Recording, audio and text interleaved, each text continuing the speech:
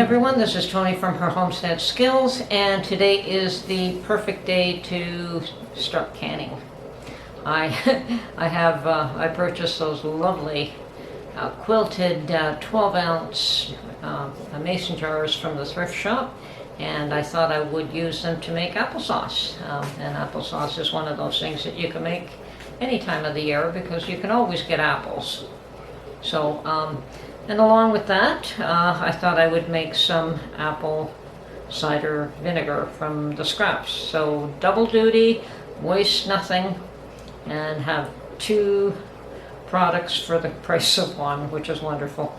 Can't always do that. It's nice when you can. Anyway, so this is the process. I'll show you what I'm doing to make applesauce, and I don't make it quite the same as other people do. Mark likes it chunky, so I make it chunky, which is fine. I don't mind it anyway, and if I want it softer, I could just mash it up when it comes out of the jar if I wanted it softer for myself. So this is how I make both my applesauce and my apple cider vinegar. Okay, so what I have here are gala apples, just a bag that I purchased from the store. And I have a container of water. I'm going to add some lemon juice to this, just to stop the apples from browning. And what we're going to make today is applesauce and apple cider vinegar with the scraps. So here we go. And I have both a half-gallon jar and just a liter or quart jar for the apple cider vinegar. I think that the quart jar is going to be enough for the amount of apples that we have, but in case it isn't, the larger jar is available here.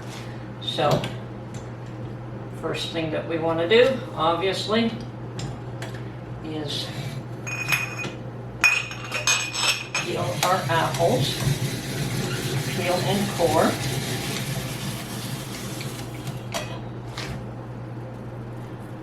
And any of the scraps will get tossed right into this jar.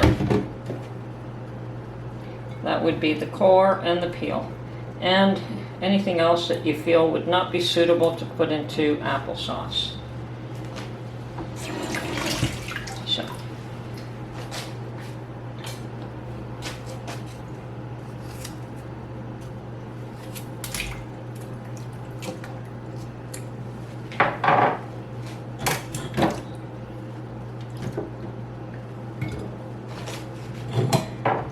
It doesn't look like these are the best of apples, but for both applesauce and apple cider vinegar, that's really not all that crucial.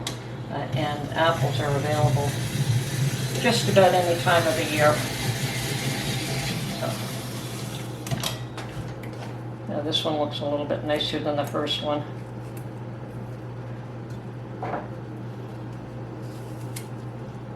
And I just use my handy dandy apple slicer core peeler. I really like this tool, and I don't mind that it cuts it into slices. This is also what I use to when I want to dehydrate apples. There's just the perfect size actually for dehydrating.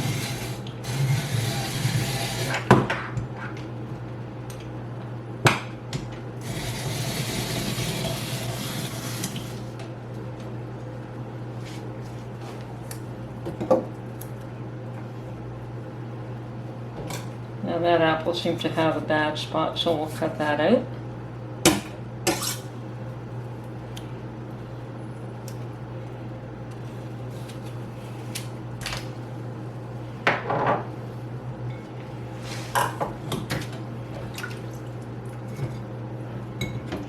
And as you can see, my jar of scraps is starting to fill up.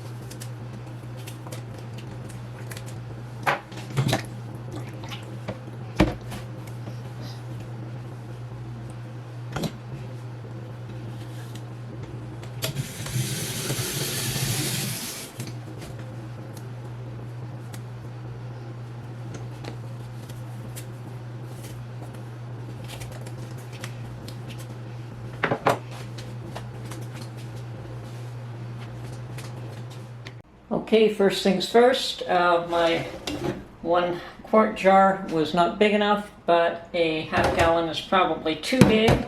I did find a jar that is an in-between size, so I'm going to transfer all my scraps into that jar.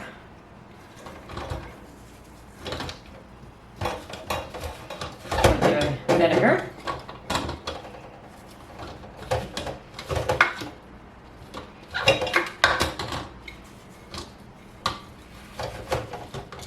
And we'll work on this and get it out of the way, and then we'll focus on the applesauce.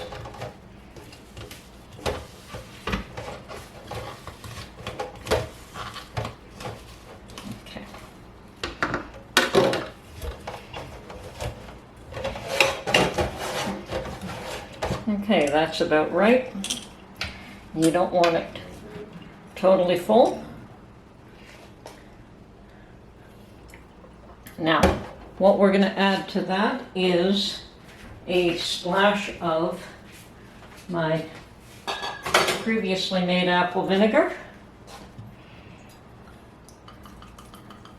because I found that when I do add some apple cider vinegar to the batch that I'm making, it doesn't go moldy. It actually successfully turns into vinegar. And what we want to do is pretty much fill this jar up with water and then cover it with a cheesecloth or a thin fabric. We could also use a coffee filter. Yes, the coffee filter will work, and that will keep the bugs out. That's all that we want to do there, is just keep critters out. And actually, the whole thing will work. Okay, perfect. So we can put,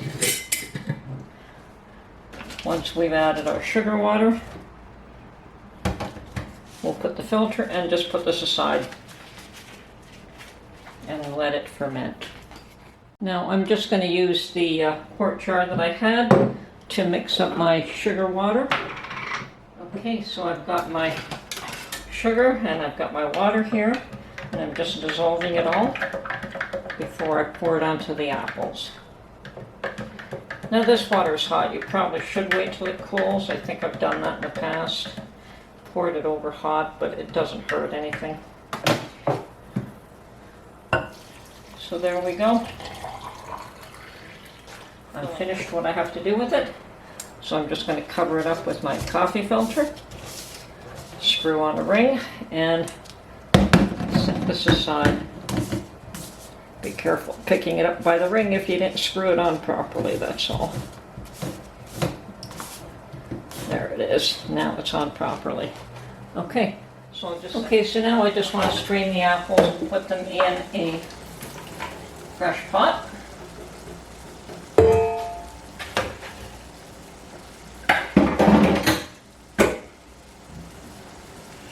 I do have one seed there I want to remove.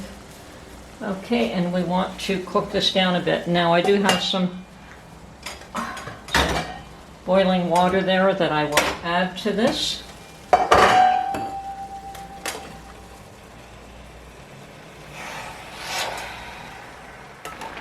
Okay, I have cooked down the apple and sugar water, well, a little bit of water mixture. And at this point I'm quite happy with how much it's cooked. It will continue to cook when we can it. So this is, as I said, Mark likes his applesauce chunky, so I am going to leave it chunky for him. Now, if you want it very smooth, you can use a stick blender. You can cook it longer. You can use a potato masher. You can do all those things to try and get it into a smooth, creamy applesauce like what you buy in the stores in jars. But I find that even cooking it to this amount and then canning it, it will cook down a little bit more, so it will become softer again. And if I wanted the sauce-like consistency rather than chunky, I could even mash it after the fact, so I'm not too worried about that. So I think at this rate I am ready to I'll put this mixture into jars. And I have my, the whole purpose was to use these nice new 12-ounce quilted jars that I bought at the thrift store. I've got 5 of them, and if I need more jars, I will certainly be able to use some of the smaller 8-ounce jars, should that be necessary. Okay, so as with all canning, everything should be clean.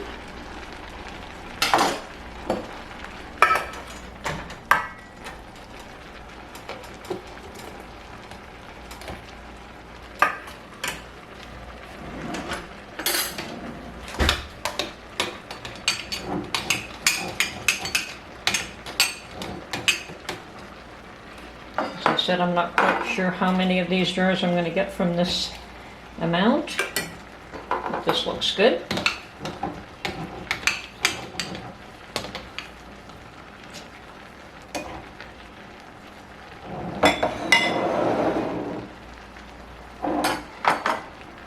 And my preference, as I said, has always been to fill my jars up to one step at a time. I know other people like to do things one jar at a time. I like to do things one step at a time.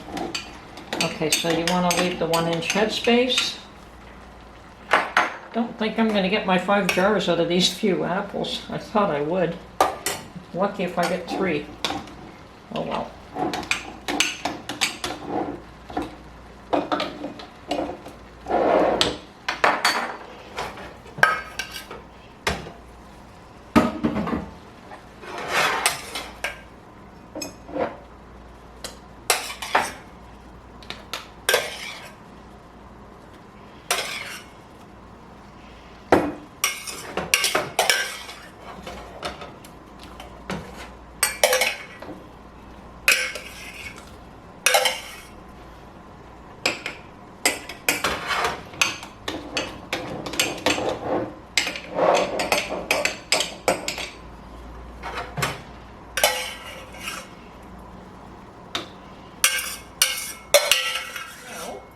Next stage,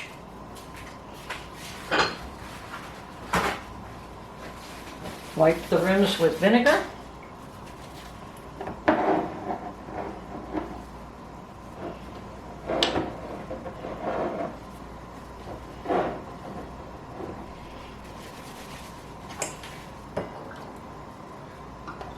Lids.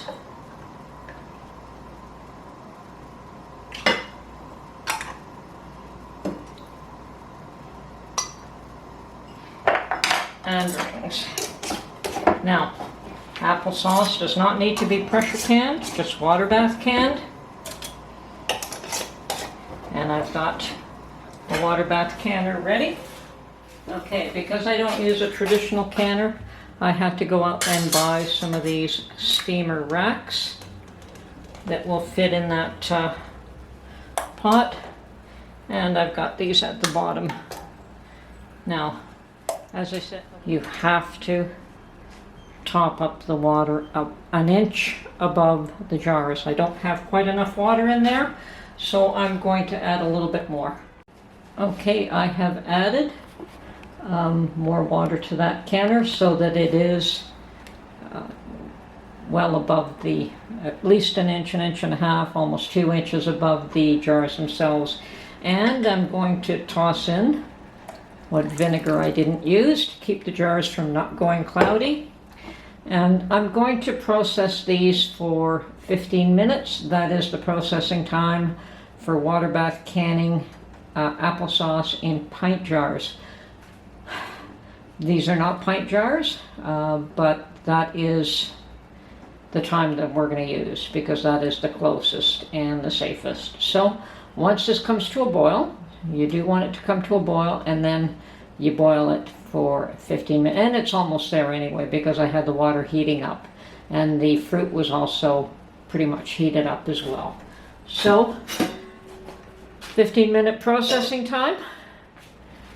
and then my applesauce is done, unfortunately. Okay, back to my apple cider vinegar from scraps. So we're going to leave this to ferment for approximately 2 weeks. I can take the lid off every day to check it, and you should see it bubbling and fermenting. Hopefully with no mold. If you see any mold, get rid of it. It's garbage. But as I said, you could take the lid off and stir it every day. And when you start to see it bubble, you know that it is actually fermenting. And obviously it isn't doing that just yet.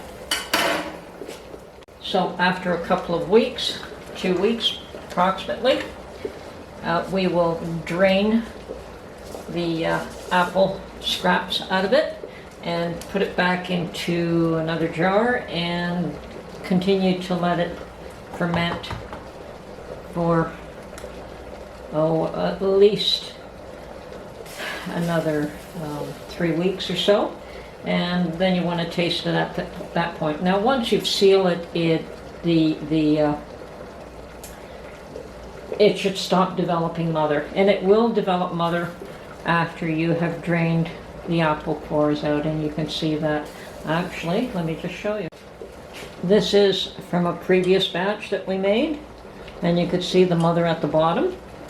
And I don't let the mother develop to a great degree. I want some in there, but I don't want, it'll continue to produce mother as long as it has the ability to do so. So at one point you do want to seal it, and it does stop the production of mother from getting out of hand. But that is pure apple cider vinegar at this point, homemade. Well, I hope you enjoyed this video and that you learned something in the process, and we'll catch you on the next one. Bye for now.